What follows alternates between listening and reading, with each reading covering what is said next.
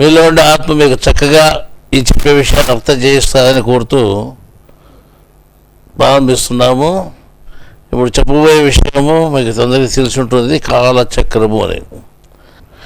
కాల అంటే నల్లని అని అర్థం, తెలియనిది అని అర్థం. అంటే కాలము అంటే ఏమాత్రము తెలియనిది అని. అంటే మన ముందరే కాలం ఉంది, కాలం జరుగుతూ ఉంది. ఇప్పుడు మీరు కాలంలో ఉన్నారు, నువ్వు ఏ సమయంలో ఆ సమయంలో ఉన్నావు అంటే పలానా సమయంలో నేను ఉన్నాను అని చెప్తున్నావు నువ్వు. అంటే నీకు కాలం అంటే తెలుసుకుని మాట్లాడుతున్నావు, కానీ దాన్ని చూడలేదు. గాలి ఉంది అని తెలుసు కానీ అది కనపరాదన్నట్లు కాలం ఉంది అని తెలుసు కానీ కాలము కనిపించదు. కాబట్టి కాలం కనిపించదు, కాబట్టి దేవుడు ఉన్నాడని తెలుసు, దేవుడు కనిపించడు.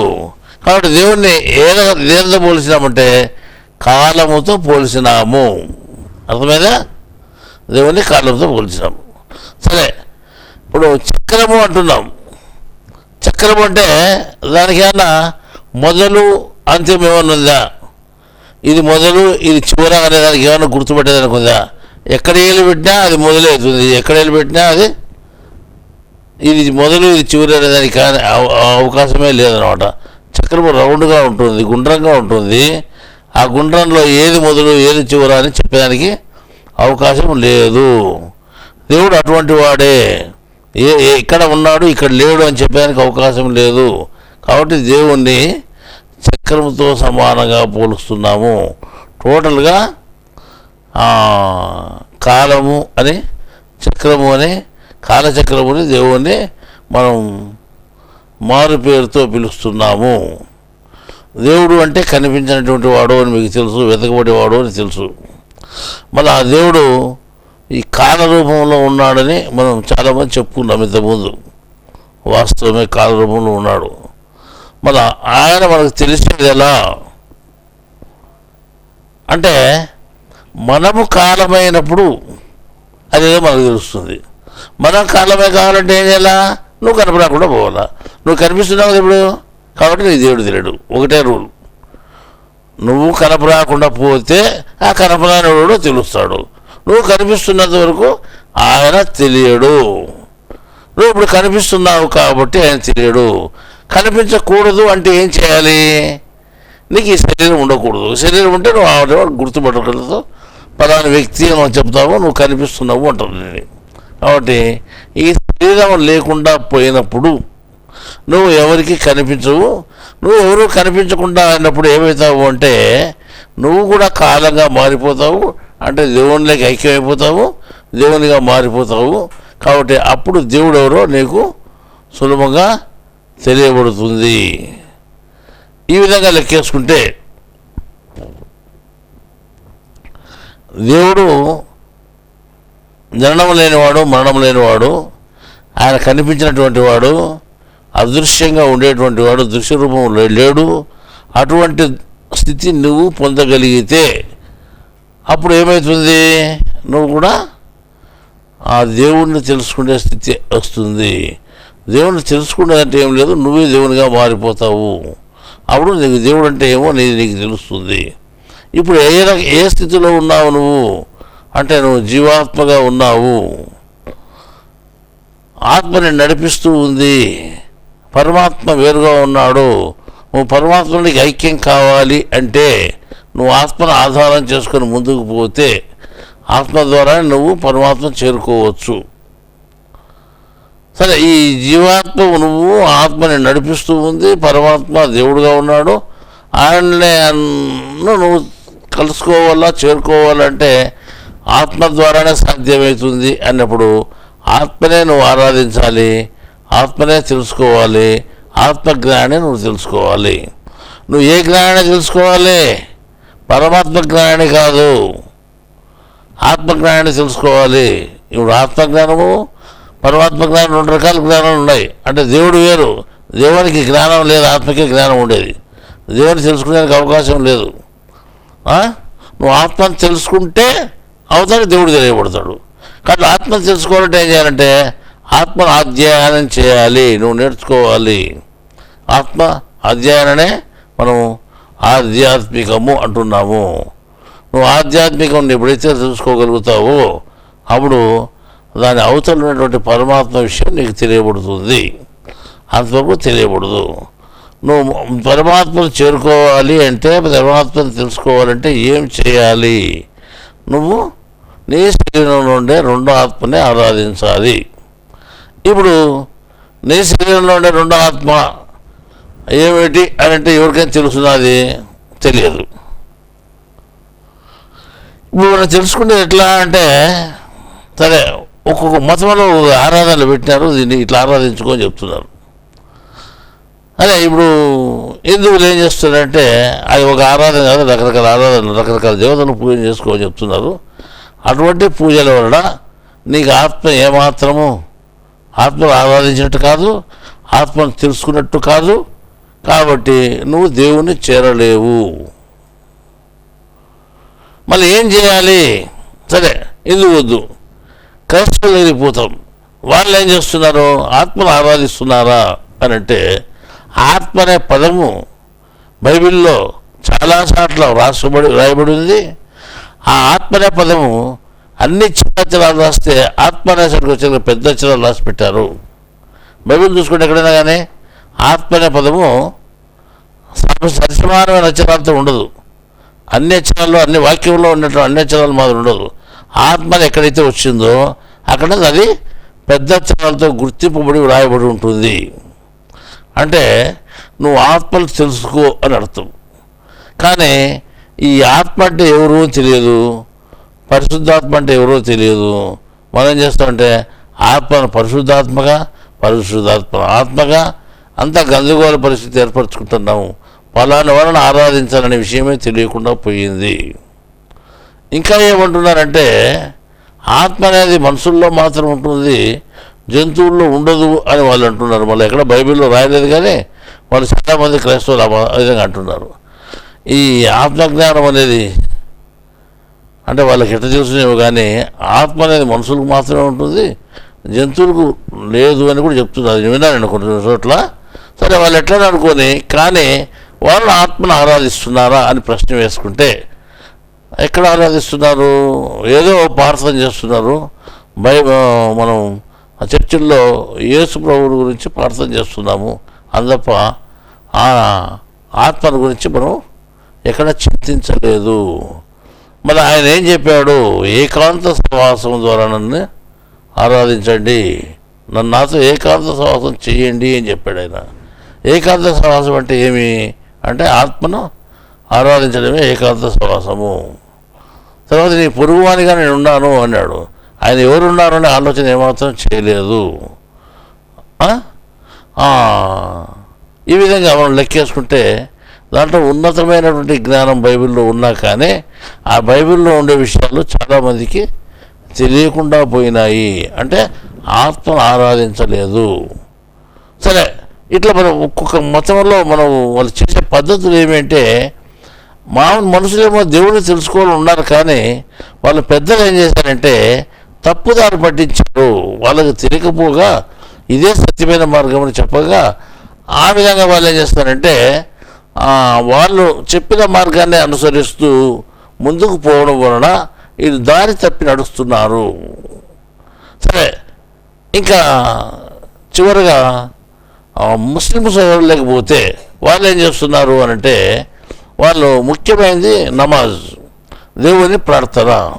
దేవుని ప్రార్థనలో ఏం చేస్తున్నారు అంటే వాళ్ళు ఏదో చదువుతారు, వాళ్ళు ఏదో జ్ఞాపకం పెట్టుకుంటారు, వాళ్ళు ఏదో చేస్తారు. కానీ అక్కడైనా కానీ ఆ ఆత్మల గురించి ఆరాధించడం జరుగుతూ ఉందా అని అంటే అక్కడ కూడా ఆత్మల గురించి ఆరాధించడం జరగడం లేదు. ఇప్పుడు దేవుడు తెలియబడినటువంటి వాడు, కనిపించినటువంటి వాడు, నువ్వు ఆ విధంగా మారితే కానీ ఆయన నీకు తెలియబడు అని అంటే నువ్వు ఆ విధంగా మారడానికి ఎక్కడైనా అవకాశం ఉందా? లేదు. అసలు ఆత్మ అనేది ఏదో తెలియదు, జీవాత్మ నువ్వు ఎట్టున్నావో నీకే తెలియదు, ఇంకా పరమాత్మ విషయం అంతకు తెలియదు. మనకు ఆత్మ విషయం తెలిస్తే పరమాత్మ విషయం తెలిసింది. ఇప్పుడు మన గ్రంథాల్లో చెప్పినటువంటి జ్ఞానం అంతా ఏమిటి గురించి చెప్పారు అంటే ఆత్మను తెలుసుకునేదానికి కావాల్సిన అవసరమైన విధానాన్ని అంతా చెప్పారు. చెప్పినటువంటి వాడు ఎవడు?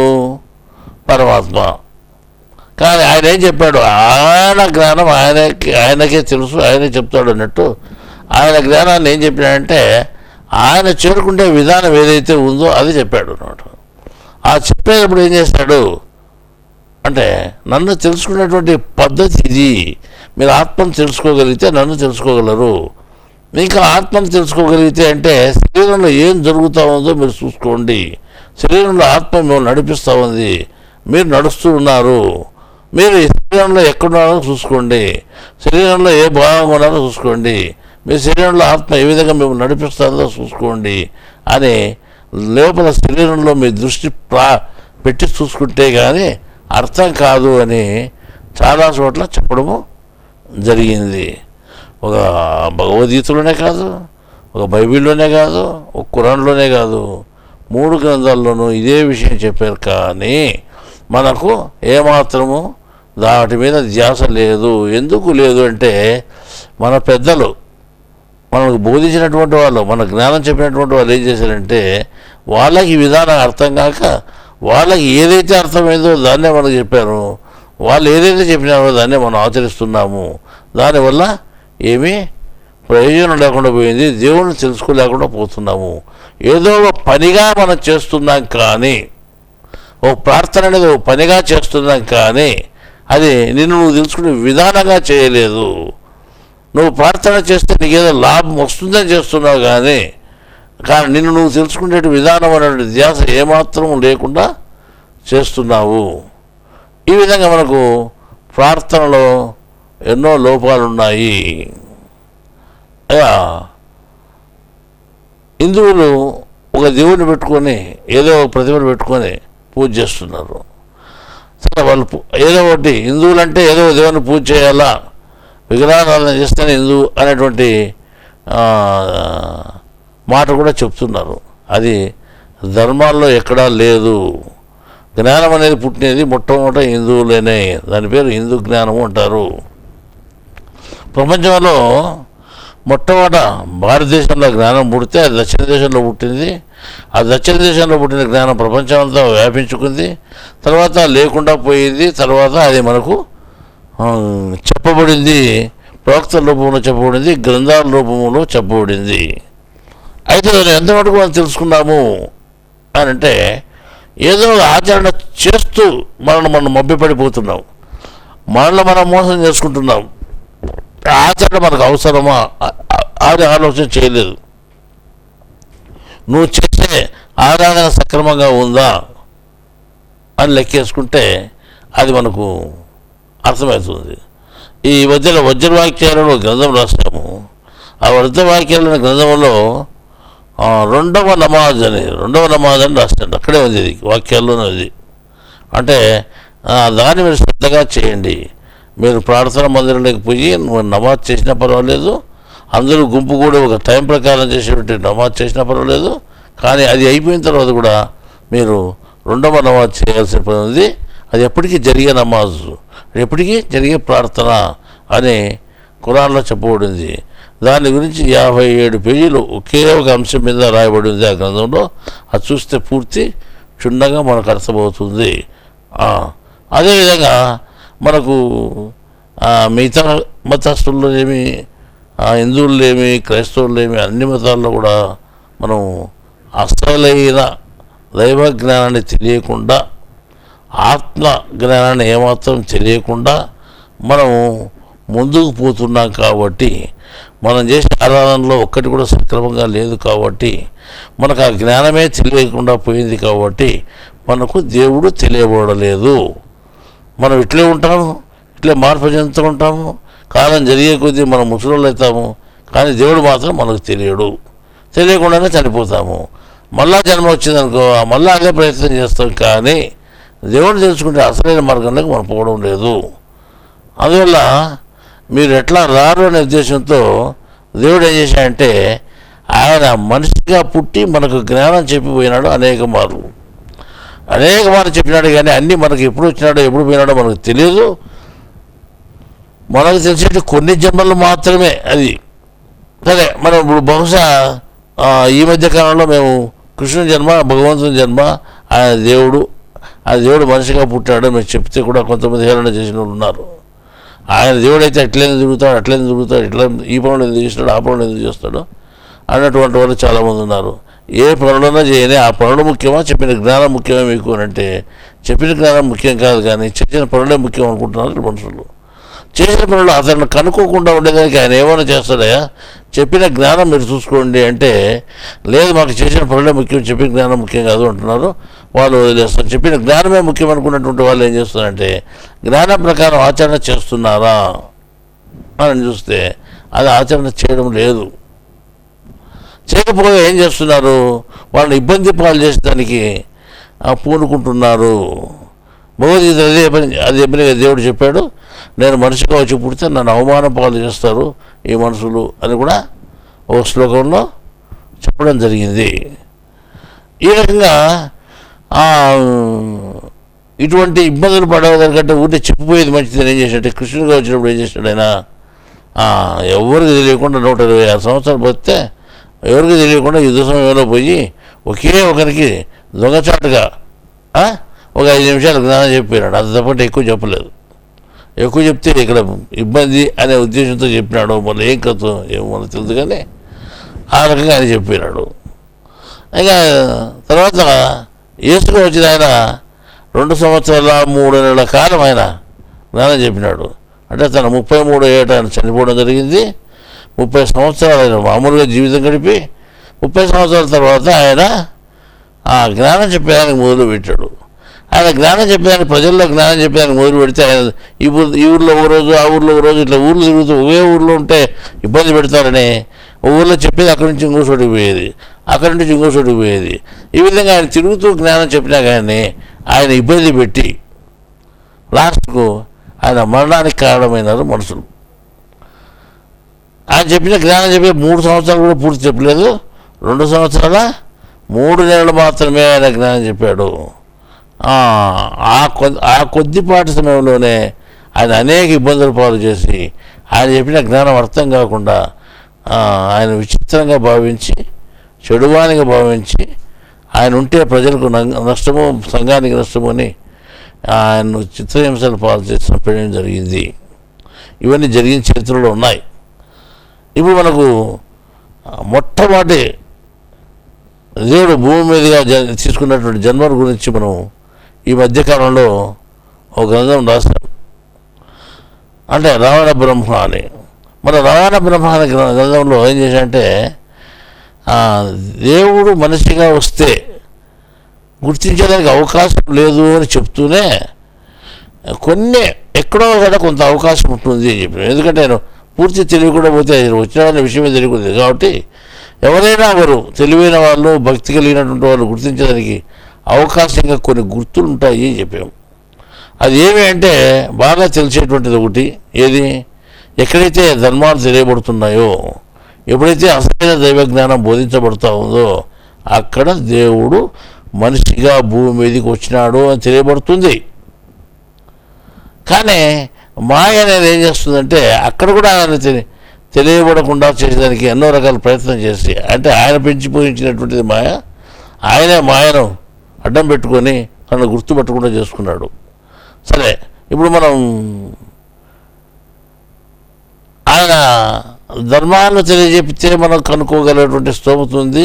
కొంతమంది స్తోమతలను కనుక్కోవచ్చు అని చెప్తున్నాం కదా. ఒకవేళ ఆ విధమైన జ్ఞానం తెలియకపోయినా కానీ ఇంకొక విధానం కూడా ఉంది ఆయనకు. అంటే 2 రకాల మనకు ఆయన గుర్తించే అవకాశం ఉంది. ఒకటి ఆయన చెప్పిన జ్ఞానాన్ని బట్టి గుర్తించవచ్చు, లేదు జ్ఞానం మీద మనకు తెలియలేదనుకోండి గుర్తించడానికి అవకాశమే లేదు. రెండవది, ఎక్కడైతే ప్రకృతిని శాసించే అధికారం ఎవరికైతే ఉందో అతను దేవుడు అనే గుర్తింపు మనము తెలుసుకోవచ్చు. ప్రకృతి శాసించే అధికారం ఎవరికి ఉంది? కేవలము పరమాత్మకే ఉంది. పరమాత్మ మాత్రమే ఈ ప్రకృతి శాసించగలడు. అందువల్ల ఈ ఎక్కడైతే ప్రకృతిని శాసించినటువంటి సంఘటనలు జరిగినాయో అక్కడ మనం దేవుడు ఉండని గుర్తించవచ్చును. సరే, కృష్ణుని జన్మలో ఒకసారి ప్రకృతిని శాసించేటువంటి విధానం జరిగింది కాబట్టి కృష్ణుని దేవుడని మనం గుర్తించడానికి అవకాశం ఏర్పడింది. ఇంకోసాట యేసు ప్రభు జన్మలో కూడా సముద్రాన్ని శాసించి ఆయన ప్రకృతి శాసించిన నిరూపణ చేసుకున్నాడు అనమాట. కాబట్టి అది ఎవరికి సాధ్యమైతే శరీరంలో ఆత్మకు కూడా సాధ్యం కాదు, కానీ కేవలం పరమాత్మకే సాధ్యమవుతుంది. కాబట్టి ఈ మనిషి దేవుడుగా, పరమాత్మ అయినటువంటి దేవుడు ఈ మనిషిగా అని మనం తెలుసుకోవడానికి అవకాశం ఉంది. ఆ విధంగా యేసు ప్రభువును గుర్తించి మనం ఈయనే దేవుడని ధైర్యంగా చెప్తున్నాము. చాలామంది అసలు నమ్మలేని స్థితి. దేవుడైతే చినిగిపోయిన అంగి ఎందుకు దొరుకున్నాడు? రెండో అంగి ఆయనకు లేదు, అన్నం లేదు, ఏమి లేదు, ఎందుకు తిరిగినాడు? అంతేకాకుండా ఆయన ఎందుకు చనిపోయినాడు, ఎందుకు ఇతరుల చేత ఇబ్బంది పడినాడు అనే ప్రశ్న అనేకం వస్తాయి. ఆ అనేకం అనేది మాయ విధానము, మనకు కావాల్సిన జ్ఞాన విధానము. ఆ జ్ఞాన విధానం ప్రకారం చూస్తే దేవుడు కేవలం రెండు చోట్ల గుర్తింపబడతాడు. ఒకసారి జ్ఞానం చెప్పేసాడు, ధర్మాలు బోధించేసాట. రెండవది ప్రకృతిని శాసించినప్పుడు. ఎప్పుడో వదిలి ప్రకృతిని శాసిస్తే దాన్ని పట్టుకుని ఈయన దేవుడు మనం గుర్తించవచ్చు. ఆ ప్రకృతిని శాసించినటువంటి వాడు ఎవరు అంటే సముద్రాన్ని అల్లకొల్లోలంగా తుఫానుతో నిండుకున్నటువంటి సముద్రాన్ని శాసించినటువంటి యేసును మనం దేవుడు అని గుర్తించగలిగినాము. రెండవది సూర్యుని శాసించి పొద్దు మునిగిపోయేటట్టు చేసి మనం తిరిగి పొద్దు వచ్చి బయటకు వచ్చేటట్టు చేసినటువంటి ఈ ప్రకృతి శాసించినటువంటి కృష్ణుని కూడా చూసాము. వారిద్దరిని మనం దేవుడిగానే లెక్కిస్తున్నాము. సరే, ఇది దేవుని అవతారము అని మనం ధైర్యంగా చెప్పుకుంటున్నాము. ఎవరు ఒప్పుకున్నా ఒప్పుకోకపోయినా మనకు తెలిసి ఇవి రెండు దేవుడి అవతారాలు ఉంటాం.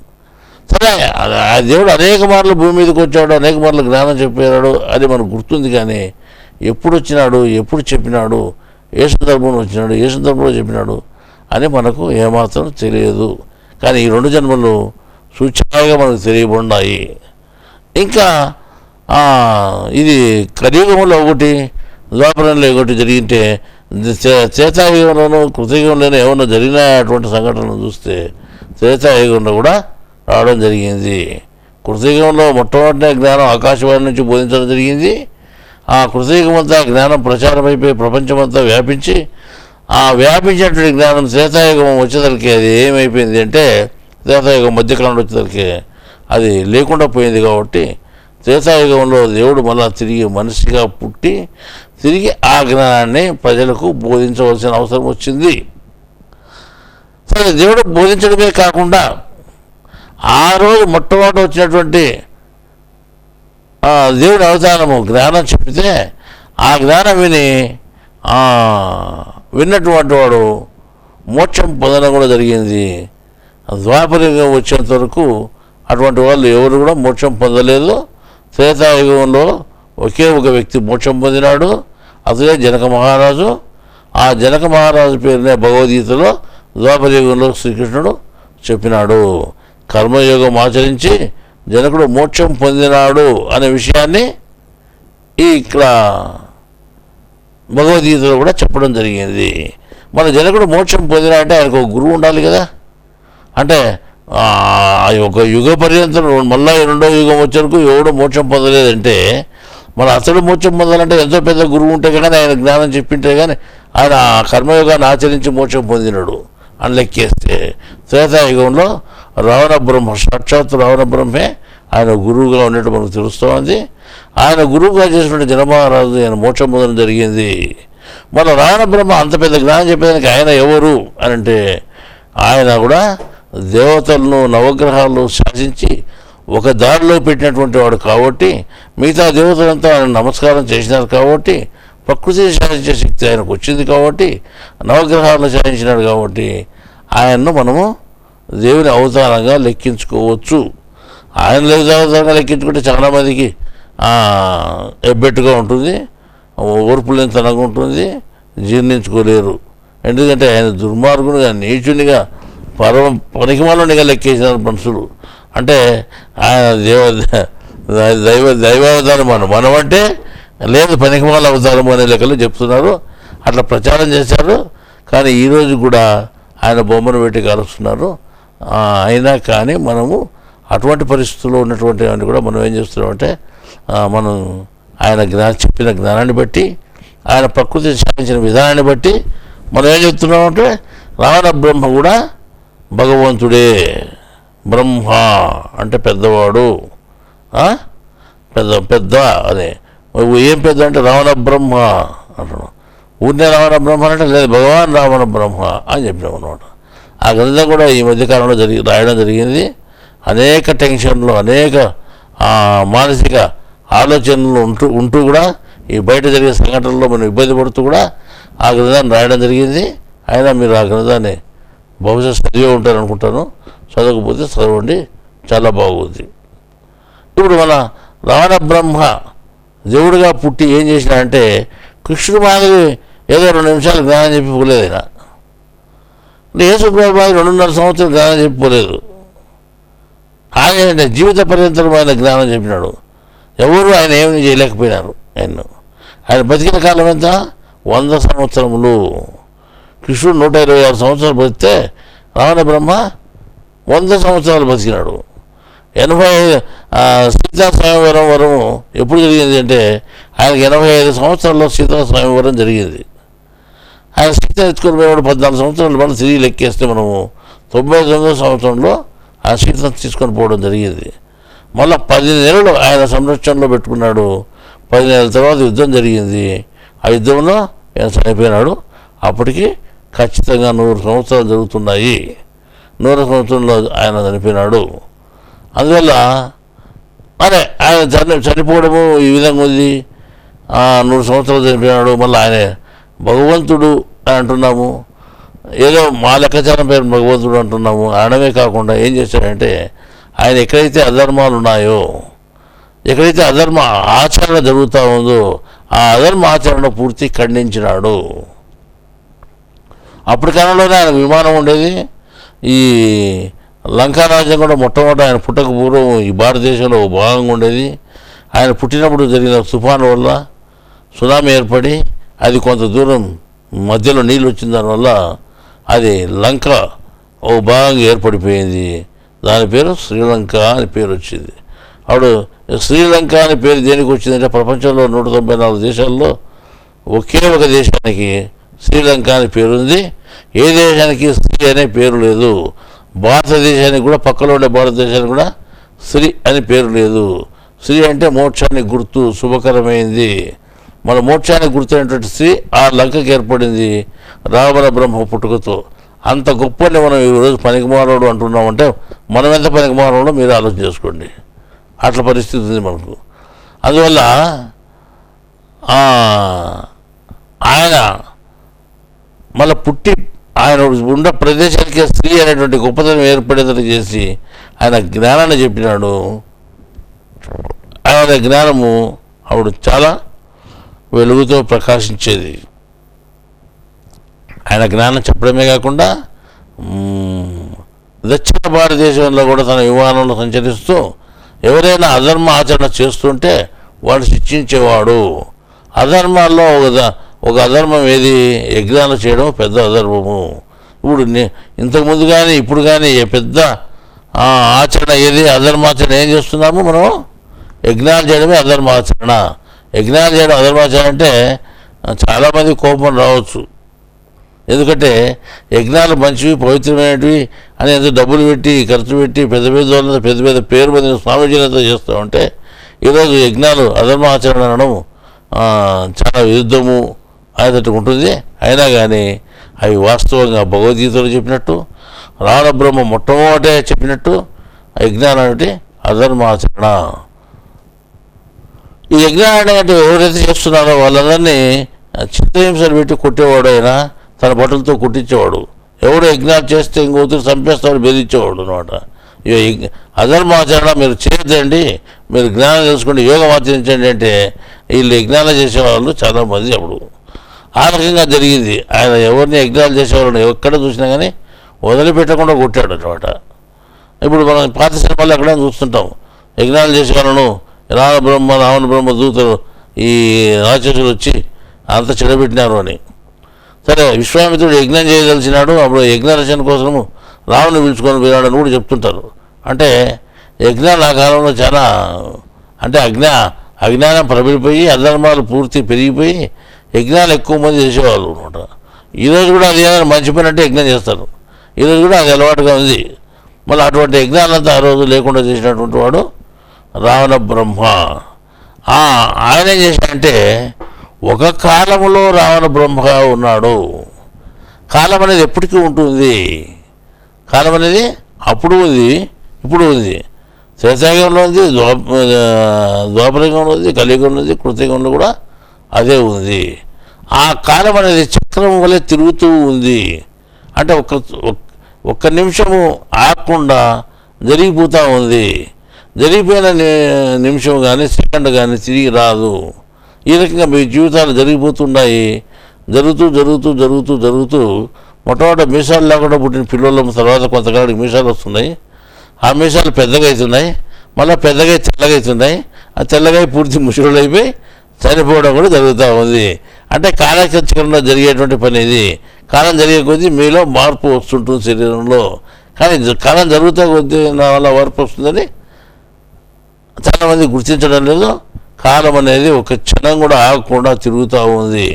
అది మన ముందరే తిరుగుతూ ఉంది. అది ఏమాత్రం కంటికి కనిపించకుండా ఉంది. ఆ చక్రము అంటే అది నాశనం చేసేటువంటిది అని కూడా అర్థం చెప్పుకోవచ్చు. అది చెప్పిన కృష్ణుడు చక్రం వేసి చాలామందిని శిరఛేదన చేసినాడు అని. చక్రం అంటే ఏమవుతుంది?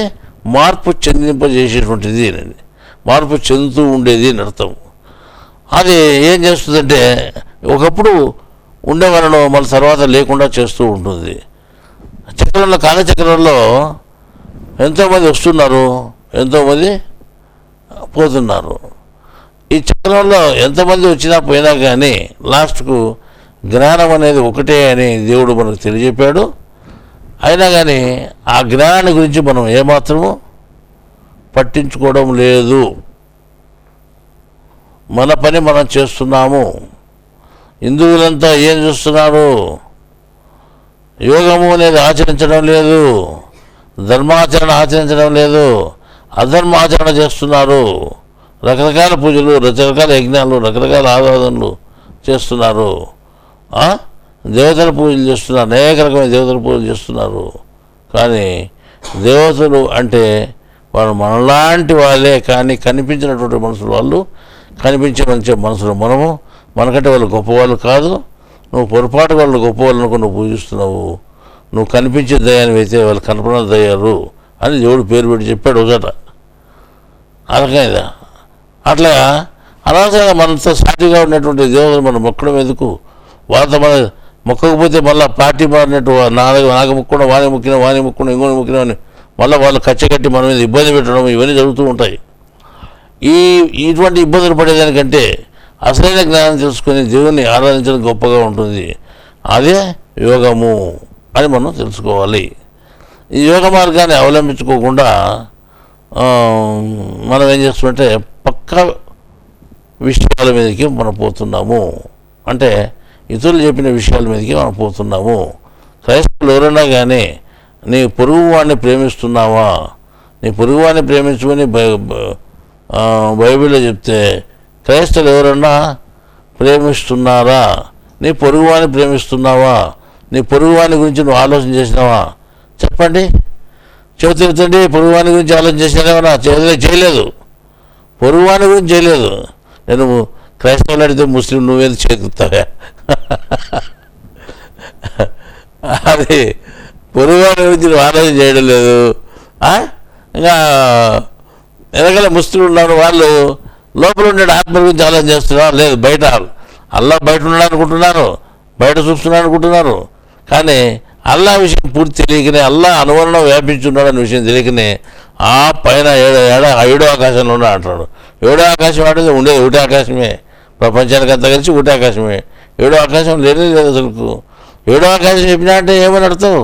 అది నీలోనే ఉంది ఏడో ఆకాశం. భూమి ఆకాశం రెండింటినీ సృష్టించినటువంటి వాడు, వాటి మధ్యలో ఉండే సమస్తంలో సృష్టించినటువంటి వాడు అల్లా అని ఉంది. భూమిని ఆకాశమును, భూమి ఆకాశాల మధ్యలో ఉండే సమస్తంలో సృష్టించినటువంటి వాడు అల్లా అని ఉంది.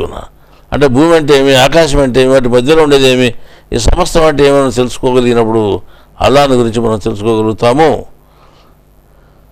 అల్లాని గురించి ఆరాధించే విధానం మనం చేసే నమాజ్ కాదు అని ఖురాన్లో బాగా చెప్పబడింది. తర్వాత నువ్వు చేసే నమాజు, రెండో నమాజు ఒకటి ఉంది అని చెప్పినారు. అది అహర్నిశలు చేసే నమాజు, ఎల్లప్పుడూ చేసే నమాజు అని చెప్పారు. దాని గురించి ఎవరైనా ఆలోచన చేశారా ముస్లింలు? లేదు. అబ్బబ్బా అంటే ఒకవేళ మసీదు పోయేదే పెద్దగా బరువుగా ఉంటుంది, ఏదో ఒక పూటన పోయిస్తారు, లేదా వారానికి కుదురుండ పోయిస్తారు. ఎన్ని తూర్లు పోయినా ఏం చేసినా కానీ, బయట ఆరాధన చేస్తున్నా కానీ దేవుడు చెప్పిన, ఖురాన్లో చెప్పిన రెండో ఆరాధన గురించి చాలామంది చేయడం లేదు. ఈ రకంగా లెక్కేసుకుంటే మనం ధర్మాచరణ చేస్తున్నామా అధర్మాచరణ చేస్తున్నామా అని మనం ఆలోచన చేసుకుంటే మనం ప్రతి మతంలోనూ అధర్మాచరణ ఉంది, కానీ ధర్మాచరణ లేదని చెప్పవచ్చును. ఈ లెక్క ప్రకారం పోతే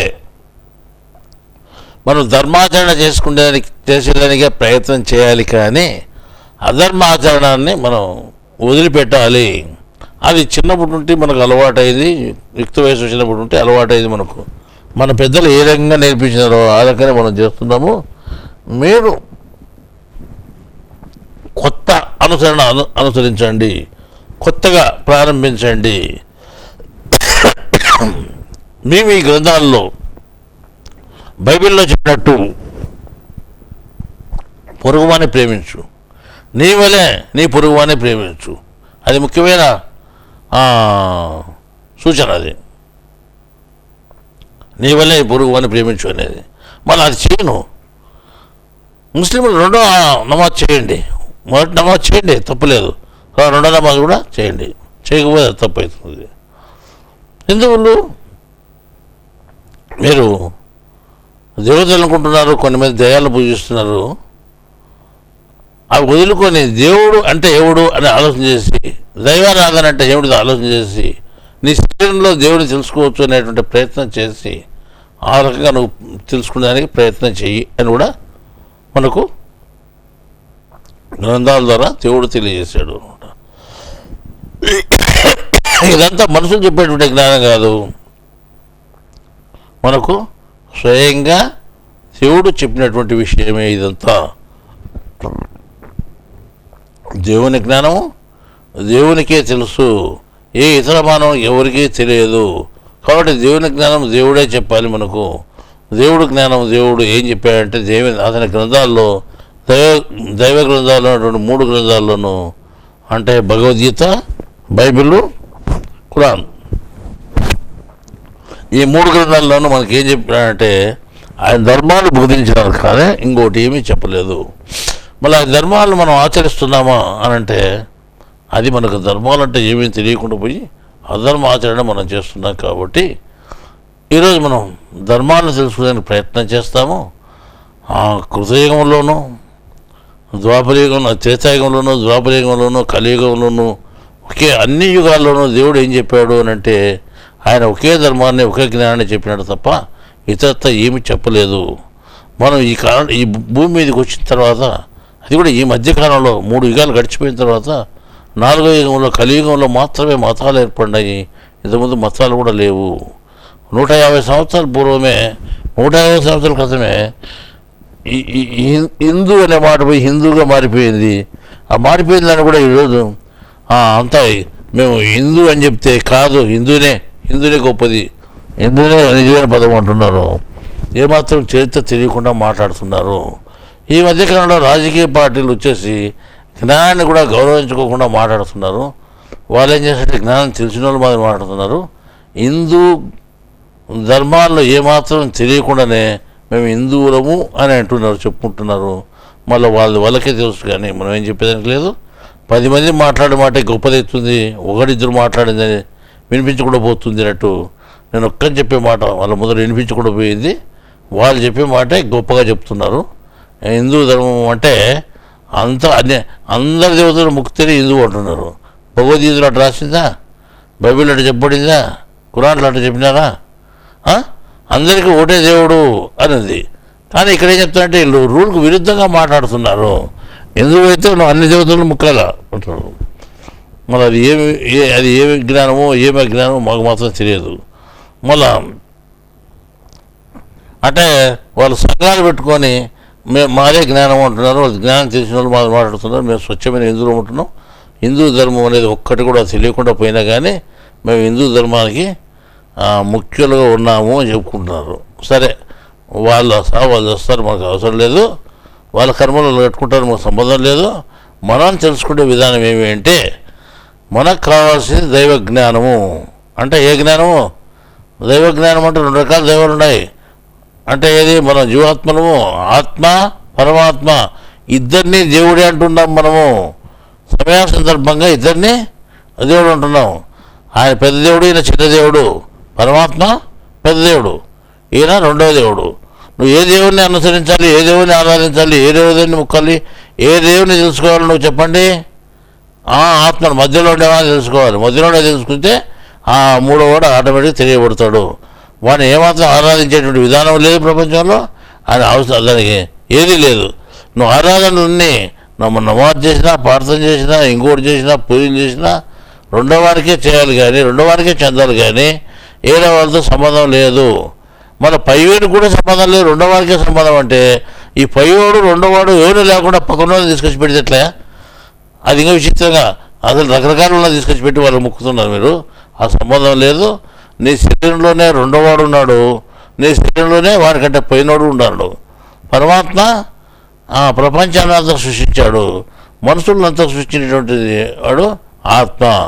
అంటే మనుషులకు తండ్రిగా ఉన్నటువంటి వాడు ఆత్మ, ఆత్మకు తండ్రిగా ఉన్నటువంటి వాడు పరమాత్మ. పరమాత్మ ఎవరు తయారు చేశారు? ఆత్మను ఎవరు తయారు చేశారు? పరమాత్మ తయారు చేశాడు. పరమాత్మ స్వయంభూ, ఆయన ఎవరిని తయారు చేసేది లేదు. ఆయన పుట్టినటువంటి వాడే, ఆయన పుట్టినవాడే కాదు, మామూలు ఉండేవాడు, ఎప్పటికి ఉండేవాడు. అటువంటి పరమాత్మ ఏం చేసినట్టే మొట్టమొదటి ప్రపంచాన్ని తయారు చేసిన తర్వాత సర్వజీవరాశులను సృష్టించాలనుకుని ఏం చేశాడు? ఆయన ఆ పని చేయకుండా తన కింద అసిస్టెంట్ తయారు చేసినాడు ఆత్మను. ఆ ఆత్మ చేత అందరినీ సృష్టింపజేశాడు. ఆ ఆత్మ చేతనే అందరినీ నడిపిస్తున్నాడు. ఆత్మ అందరినీ పాలిస్తూ ఉంది. ఆత్మ అందరినీ పుట్టిస్తూ ఉంది, జీవింపజేస్తూ ఉంది. తర్వాత చివరిలో చంపను కూడా చంపుతూ ఉంది, మరి తిరిగి పుట్టింపుస్తూ ఉంది. వారి కర్మల్లో తీర్పు తీర్చి ఇది పాపము ఇది పుణ్యం అని తెలిసి వారికి మంచి జన్మలో చెడ్డ జన్మలో అదే నిర్ణయిస్తూ ఉంది. ఈ రకంగా చేసి అన్ని పనులు చేసేది ఆత్మే. కేవలం పరమాత్మ ఏమి చేయలేదు, ఆయన్ని చూస్తున్నాడు, ఈ ఆత్మే చేస్తూ ఉంది. కాబట్టి నువ్వు ఎవరిని దేవుడిగా చెప్పాలి అంటే ఆ పరమాత్మ ఎట్లా దేవుడు ఆయన ఏం చెప్పలేదు, కానీ నువ్వు నువ్వు పూజించేటువంటి, నువ్వు ఆరాధించేటువంటి ఆత్మనే నువ్వు దేవుడు అని చెప్పాలి. రెండవ అని చెప్పేదానికి అవకాశం లేదు. అటువంటి నీ శరీరంలో ఉన్నటువంటి ఆత్మను నువ్వు ఆరాధిస్తున్నావా అంటే శరీరంలో నీవు ఆత్మ ఉంది, అది నడిపిస్తుందని నీకు తెలియదు.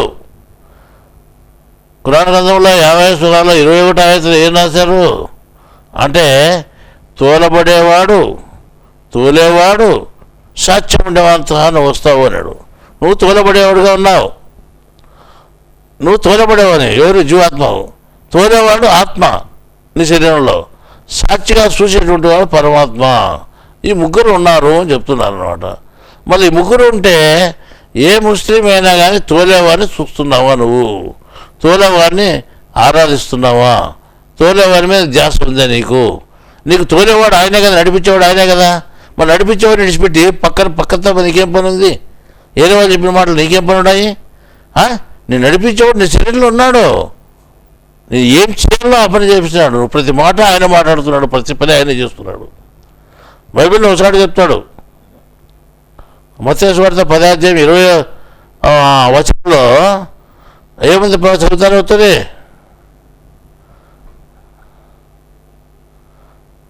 మత్తయి సువార్త 10వ అధ్యాయము 20వ వచనంలో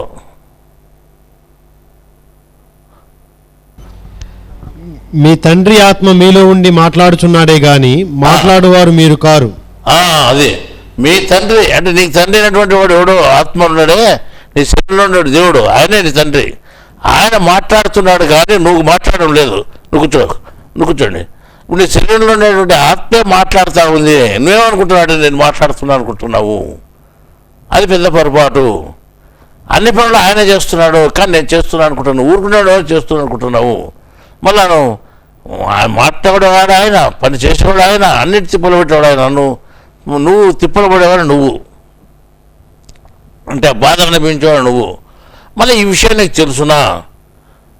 ప్రతి ముస్లిం కానీ క్రైస్తవుడు కానీ హిందువు కానీ ఎవడైనా కానీ మనిషి అనేవాడి శరీరంలో ఇదే జరుగుతూ ఉంది. వాడు బయట ఏమన్నా ఉన్నాయి మన సంబంధం లేదు. బయట ముస్లిం కానీ క్రైస్తవుడు కానీ హిందువు కానీ మన సంబంధం లేదు. కానీ ఏ మనిషి శరీరంలో కానీ ఆత్మ నడిపిస్తూ ఉంది. పరమాత్మ చూస్తూ ఉన్నాడు. వీడు బాధపడుతున్నాడు, అనుభవిస్తున్నాడు. ప్రతి అనుభవాన్ని వీడు అనుభవిస్తున్నాడు. ఎవరు? జీవాత్మ. ఈ రకంగా నీ శరీరంలో ఉంది కాబట్టి నువ్వు నిన్ను నడిపించేటువంటి ఆత్మను నువ్వు తెలుసుకోవాలని ఏమైనా ప్రయత్నం చేసావా? నువ్వు ఎప్పుడైతే నీ ఆత్మను నువ్వు తెలుసుకోవాలనుకుంటావో అప్పుడు అది ఆత్మజ్ఞానం అవుతుంది అని దైవ గ్రంథంలో చెప్పిన ఆ వాక్యాలను తప్పనిసరిగా ఆచరించినట్లయితుంది. అందువల్ల మేమేం చేసామంటే ముస్లింలకు బహుశా 2 గ్రంథాలు రాయించాము. వజ్రవాక్యాలు, జ్ఞానవాక్యాలు. అంతిమ గ్రంథంలో జ్ఞానవాక్యాలు, అంతిమంలో వజ్రవాక్యాలు 2 పెద్ద పెద్ద గ్రంథాలు రాయించినాము. దాంట్లో అల్లాహ్ గురించి సంపూర్ణంగా చెప్పబడింది. అంటే తర్వాత హిందువులు కూడా రాయించాము. హిందువులు కూడా ఏం చెప్పాము? పరమాత్మ దేవుడే, ఆత్మ కూడా మీకు దేవుడే. ఆయన మొదటి దేవుడు, ఈయన రెండో దేవుడు. ఈ విషయం మీకు తెలియకుండా పోయింది అని చెప్పాము. ఇప్పుడు మళ్ళా తర్వాత క్రైస్తవులు కూడా చెప్పాము, ఇదే విషయం చెప్పాము అన్నమాట. మీకు తండ్రి దేవుడే, తర్వాత పరిశుద్ధాత్మ దేవుడే. మీరు తండ్రిగా ఉన్నటువంటి ఆత్మను తెలుసుకోండి, పరిశుద్ధాత్మలకి చేరవచ్చు అని చెప్పాము. అయినా మీరు దాని గురించి లెక్కేసుకుంటున్నారా? కానీ దాని మీద ధ్యాస లేదు.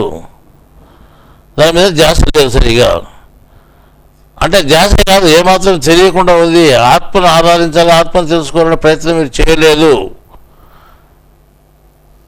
అంటే హిందువు చేయలేదు, ముస్లిం చేయలేదు, క్రైస్తవులు చేయలేదు. మీరు పొరుగువాడంటే వీళ్ళకి తెలియకుండా పోయింది, తోలేవాడంటే వాళ్ళకి తెలియకుండా పోయింది. వీళ్ళకి మొదటికే తెలియదులే, ఏదో పటం పెట్టుకున్నాం, ప్రతిమ పెట్టుకుని ముక్కడం తప్ప వీళ్ళ పని రెండో లేదు హిందువుది. ఈ రకంగా వీళ్ళ పని అయిపోయింది. అంటే ఆత్మల గురించి ఎవరైనా ఆలోచన చేస్తున్నామా? లేదు. సరే, మనం ఇవన్నీ ఆత్మ గురించి తెలుసుకుంటే ఏమవుతాము? చక్రం లేకపోయి చేరిపోతాం మనము. అంటే దేవుడు లేకపోయి చేరిపోతాము, కాలచక్రం లేకపోయి చేరిపోతాము, కాలంగా మారిపోతాము. అర్థమైందా? పూర్వము ఒక మహర్షి అనేక సంవత్సరాలు జ్ఞానం తెలుసుకొని అనేక సంవత్సరాలు యోగం చేసి చనిపోయినప్పుడు ఆయన వెతుకుతా అని పోయినాడు అనమాట. పోయి ఇక్కడ మహర్షి ఉండేవాడే ఏమైనాడు అన్నాడు. ఆయన చనిపోయిన కొన్ని సంవత్సరాలకి ఈయన పోయినాడు. అంటే అక్కడే సృష్టి చెప్పినాడు, కాలం అయిపోయినాడు అన్నాడు. 2 సంవత్సరాల క్రితమే కాలం అయిపోయినాడు అన్నాడు. 2 సంవత్సరాల క్రితం కాలం అయిపోయినాడు అంటే దేవుడు అయిపోయినాడు ఆయన. అంటే దేవుడికి ఐక్యమైపోయినాడు అని అర్థం. కాలం అయిపోయినాడంటే ఇప్పుడు చచ్చిపోయిన వాళ్ళని కాలం అయిపోయినా అంటారు. చచ్చిపోయిన అంటే కాలం అవుతారు.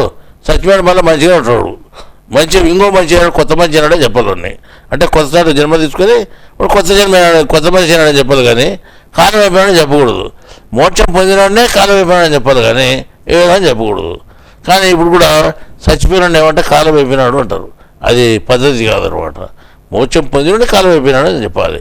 అంటే దేవుడికి ఐక్యం అయిపోయినాడు అని చెప్పాలి. ఈ రకంగా పూర్వము కాలం అంటే దేవుడని, దేవుడికి ఐక్యం కావడమే కాలం అయిపోవడము అని అనేటువంటి విధానాన్ని చెప్పుకునే వాళ్ళు. మనకి ఈరోజు ఆ కాలం కావాలంటే, కాలంగా మనం మారిపోవాలంటే ఏం చేయాలి అంటే, నువ్వు హిందువుగా, ముస్లింగా, క్రైస్తవుడుగా ఎవరైనా కానీ మనిషి అన్నటువంటి వాడు ఏం చేయాలి? మనిషి శరీరంలో నిన్ను నడిపించేటువంటి నీ ఆత్మను నువ్వు తెలుసుకోవాలి. నువ్వు పండుకొని నిద్రపోతున్నావా? మనం పండుకునే ముందు రాత్రి భోజనం చేశాం. ఏం తిన్నావో తిన్నావు, నువ్వు కడుపు నిండా తిన్నావు, తిన్న తర్వాత పండుకున్నావు, నిద్రపోయినావు. ఉదయం లేచేసరికి అది ఏమీ లేదు, మనం తిరిగి తినాల్సి పని వస్తుంది, చిన్న చేసి పని వస్తుంది. మరి అంతా ఎవరు అడిగించారు లోపల? అక్కడ జరిగే పనేమీ జరుగుతూ ఉంది. కానీ నువ్వు నిద్రపోయినావు, మేల్కున్నప్పుడు శ్వాసను ఆడించలేదు, నిద్రపోయినాడు అంతకు ఆడించలేదు. మరి అప్పుడు శ్వాస ఆడించేవాడు ఎవడు? అప్పుడు ఎవరో ఒకడు ఆడిస్తున్నాడు.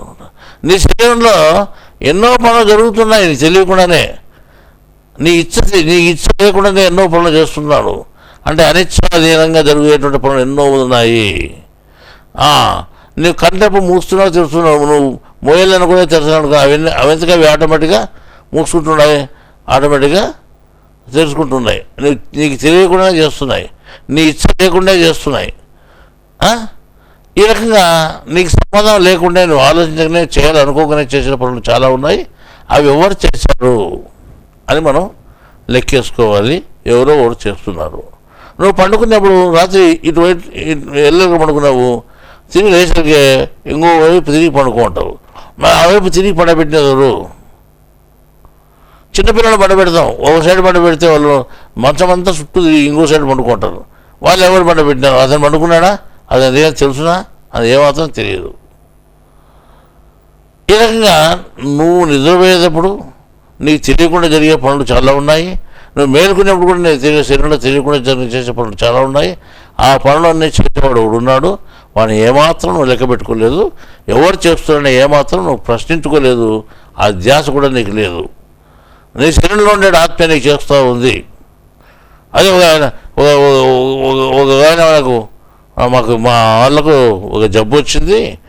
ఆ జబ్బు వస్తే ఒక చోటికి పోయి నేను మందు వాడినాను. ఆ మందు వాడితే పోతాయని చెప్పారు. అక్కడ పోయి మందు వాడడం అందరికీ బాగా అయింది, కానీ మా వాళ్ళకి బాగా కాలేదు అంటాడు. అందరికీ బాగా అయింది, మా వాళ్ళకి ఎందుకు బాగా కాలేదు? నువ్వు అందరూ వాడే మంది నువ్వు వాడినావు కదా, వాడినావు.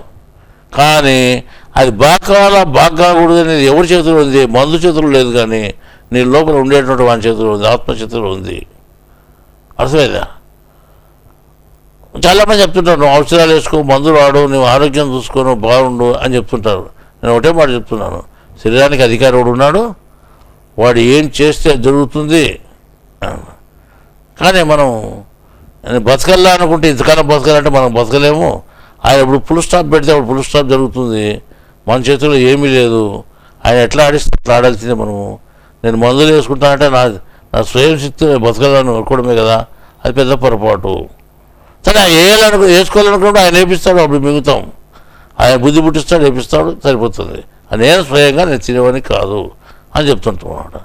మీ ఆరోగ్యాన్ని మీరు కాపాడుకోవాలి కదా అంటే మనం కాపాడుకునేది ఏంది కాపాడలేము. మనం కాపాడేవాడు అందరినీ దేవుడే అనమాట.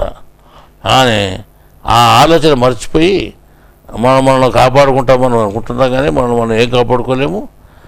రోగం వస్తే ఆయన రక్షించాలన్నా శిక్షించాలన్నా ఆయనకే కర్తవ్యం ఉంది. ఆయన అధికారి, ఆయన ఏమైనా చేయగలడు. శరీరానికంతా అధిపతి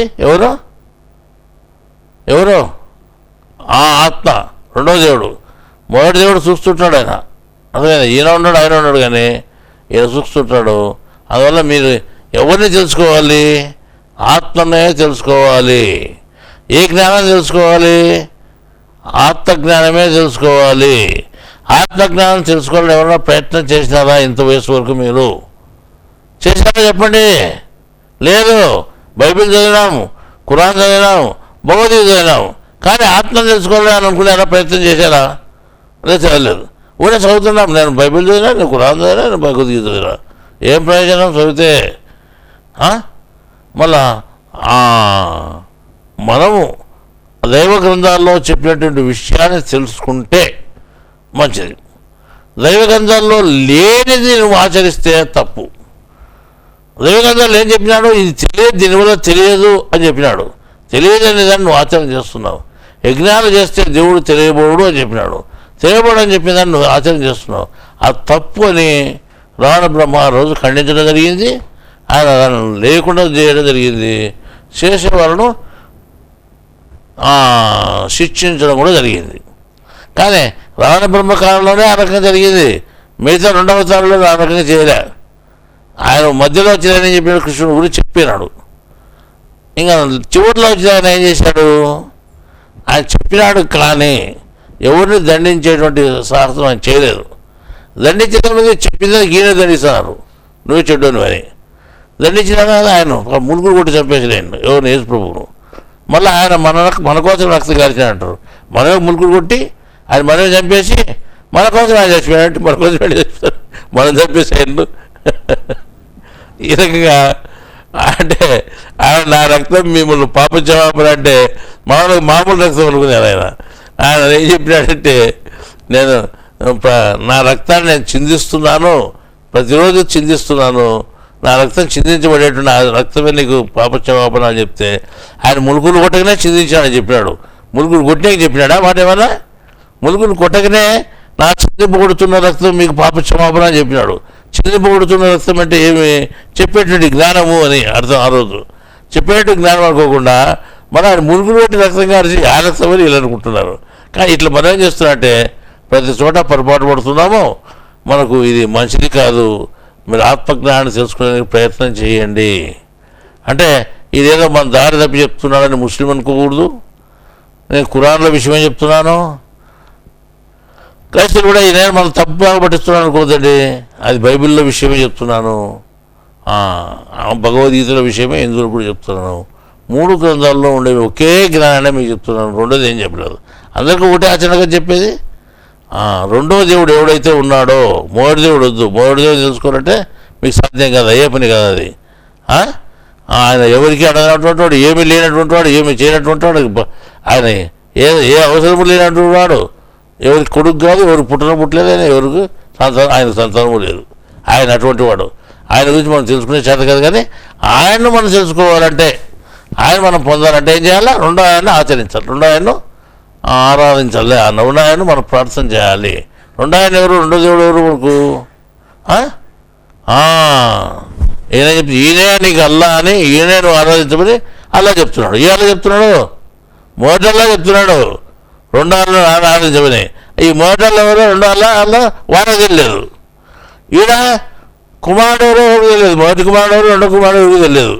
ఇది కుమారుడు విషయం వీళ్ళకి తెలియకుండా పోయింది, తండ్రుల విషయం అల్లా విషయం వాళ్ళకి తెలియకుండా పోయింది. సో ఎట్లా కన్ఫ్యూజన్గా అయిపోయినారు. ఇక్కడ మొదటి కుమారుడు ఎవరు, రెండో కుమారుడు వీళ్ళకి తెలియకుండా పోయింది, ఈ కుమారుల విభజనే కాకుండా పోయింది. అక్కడేమో అల్లానే విభజన వాళ్ళకి లేకుండా పోయింది. ఉండేది ఒకటే అల్లా అంటాడు, ఒకటే అల్లానే, నీకు కారణం చెప్పలేదు. మీరు ఒకటే అల్లానే మీరు ఆరాధించవలసింది ఒకటే. ఆ ఒకటి ఎవరు? మొదటి అల్లా చెప్తున్నాడు, ఈయనే మీకు ఆరాధ్యము, ఈయనే కార్యకర్త, ఈ శరీరంలో చేసే పని చేసేవాడు అన్నీ ఈయనే అని చెప్తున్నాడు. శరీరంలో ఎవడైతే మేము పని చేయించి కదిలిస్తున్నాడో బెదిరిస్తున్నాడో వాడే మీకు అల్లా, ఆయనే మీకు ఆరాధ్య దేవము అని చెప్పాడు అన్నాడు మొదట ఆయన. మళ్ళీ ఆ విషయం తెలియకుండా పోతే ముస్లింల్లో జ్ఞానలోపం ఉన్నట్టే. ఇక్కడ ఎవరు తాత్కాలిక కుమారుడు, ఎవడు శాశ్వత కుమారుడు అని తెలియకపోతే క్రైస్తవుల్లో కూడా లోపం ఉన్నట్టే. ఈ నేను చెప్పే పదాలు ఎక్కడ వినండి, కొత్తగా ఉంటాయి మీకు. రెండో కుమారుడు, మొదటి కుమారుడు అనేది వాళ్ళకు కూడా మొదటల్లా ఉండాలంటే ఉండేది ఒకళ్ళనే కదా అనుకుంటారు. కానీ ఈ పేరు కూడా కొత్తగా ఉంటుంది అనమాట. ఇప్పుడు నీకు కొత్తగా చెప్పేటువంటి జ్ఞానం ఇది. మనం నేను ఒక్కరిని ఎందుకు చెప్తున్నా ఎట్లా అంటే, ఉన్న సత్యం ఎవరైనా ఒకరైనా చెప్పొచ్చు, యుద్ధం చెప్పొచ్చు, ఎవరైనా చెప్పొచ్చు. ఎవరు చెప్పలేదనుకో లాస్ట్ ఓడే చెప్పాలా, అర్థమైందా? ఒకటి కూడా చెప్పకపోతే ఇంకా జ్ఞానం తెలియకుండా పోతుంది. కాబట్టి దేవుడు ఎప్పటికైనా వంతు చెప్పిస్తాడు. అది నిజమైన జ్ఞానము. నేను చెప్పేదంతా నిజమైన జ్ఞానంగా మీరు భావించుకుంటారని మేము అనుకుంటున్నాను. ఇంకా మీరు అంటే ఇప్పుడు కలిసినటువంటి ఇక్కడ 3 మతస్థుల వాళ్ళకు ఒకే విధానం చెప్తున్నాను. అదే మీకు అల్లా ప్రార్థన, అదే మీకు ఆత్మ ప్రార్థన. అర్థమైందా? మీ శరీరంలో ఉన్న వారి గురించి మీరు ఆలోచన చేయండి, బయట ఆలోచన ఏమాత్రం చేయొద్దండి. అట్లా చేస్తే మీరు చివరికి ఏమవుతారు? కాలమైపోతారు. ఏమవుతారు? కాలమవుతారు. కాలచక్రంలో కలిసిపోతారు. శాశ్వతంగా కాలంగా ఉంటారు. మీరు పుట్టరు. మీరు అందరినీ చూస్తుంటారు. నవ్వేవాడిని చూస్తుంటారు, ఏడిసేవాడిని చూస్తుంటారు. మీకు ఏడుపు ఉండదు, నవ్వు ఉండదు, రెండు. ఆ రకంగా మీరు దేవునిగా మారిపోయి ఉంటారు, ఒకే స్థితిలో ఉంటారు. ఆ స్థితిని, గొప్ప స్థితిని మీరు పొందాలంటే ఏం చేయాలి? ఈరోజు మనం ఆత్మనే ఆరాధించాలి, ఆత్మజ్ఞానమే తెలియాలి, కాలచక్రంలో కలిసిపోవాలి అనే పట్టుదలతో నువ్వు మార్పు చెందిన మనస్సు కలవాడై, మనస్సు మార్చుకొని, ఇంతకుముందు ఉన్నటువంటి విధానం నేను ప్రకారం నేను నడుస్తాను, ఇప్పుడు నేను కొత్త విధానం ప్రకారం నడుచుకుంటాను, ఇప్పుడు నాకు కొత్తగా జ్ఞానం తెలిసింది, ఆ జ్ఞానం ప్రకారం నేను నడుచుకుంటాను అని నువ్వు ప్రయత్నం చేస్తే నీకు మంచిగా ఉంటుంది. నువ్వు ఉత్తీర్ణుడు అవుతావు, సంపూర్ణ జ్ఞాని అవుతావు. ఎవరైనా కానీ నా వద్దకు రావచ్చు అనే పరిశుద్ధాత్మైన దేవుడు చెప్పాడు. అర్థమైందా? వీళ్ళకు ముస్లింకి చెప్తే ఏ అక్కరాలు లేనటువంటి దేవుడు చెప్పాడు నా దగ్గరికి మీరు రావచ్చు. మీ అక్కర నాకు లేదు, నా అక్కర మీకుంది. ఎవరెక్కర ఉంది? దేవునికి మన అక్కర లేదు, మోరి దేవునికి మనకు ఆయన అక్కర ఉంది. ఆయన దగ్గరికి మనం పోవాలి. అది మనం పోవాలంటే నువ్వు రెండో అల్లాహ్ గురించి నువ్వు బాగా ఆలోచన చేయాలి, ఆయన గురించి తెలుసుకోవాలి. రెండో నమాజుని గురించి నువ్వు అహర్నిశలు చేసేటువంటి నమాజుని గురించి తెలుసుకోవాలి. ఇవి నేను కొత్తగా చెప్పే పదాలు కాదు, ఖురాన్లో ఉండే విషయమే. మీరు కూడా పొరుగువాడి గురించి నీ వలె నువ్వు పొరుగువాడిని ప్రేమించు. అది నీకు యోగం, కర్మయోగం. దాన్నే కర్మయోగం వల్ల జనకుడు మోక్షం పొందినాడు, నువ్వు కూడా ఆ రకంగా పొందు అని చెప్పినాడు మనకు. కాబట్టి కర్మయోగం ఆచరించాలంటే లోపల శరీరంలోకి నీ దృష్టిని సాధించుకోవాలని చెప్తున్నాను. ఇప్పుడు నాకు నా శరీరంలో ఉండే ఆత్మ మీదకి నా దృష్టి ఉంది. నాకు ఆత్మజ్ఞానం కొంత తెలుసుకుని ధైర్యంగా చెప్తున్నాను. అంటే ఆత్మజ్ఞానం తెలుసు అంటే లోపల ఉండే జ్ఞానం, లోపల ఆత్మ ఎట్లుంది, ఏం కథ, ఏం చేస్తూ ఉంది అని చెప్తున్నాను. అదే చూసాక మీకు చెప్తున్నది, ఒరే మీ కార్యకర్తగా ఆత్మ ఉన్నాడు అని చెప్తున్నాను. ఖురాన్లో కూడా కార్యకర్తలు అని చెప్పాడు ఆయన, చెప్పలేదా? చెప్పినాడు. అహర్నిశలు పని చేస్తున్నా అలసిపోను అని చెప్పాడు. ఎవరో ఆత్మ అయినటువంటి వాడు. మన శరీరంలో ఆత్మ ఈ విధంగా ఉంది అని మీకు చెప్తున్నాను.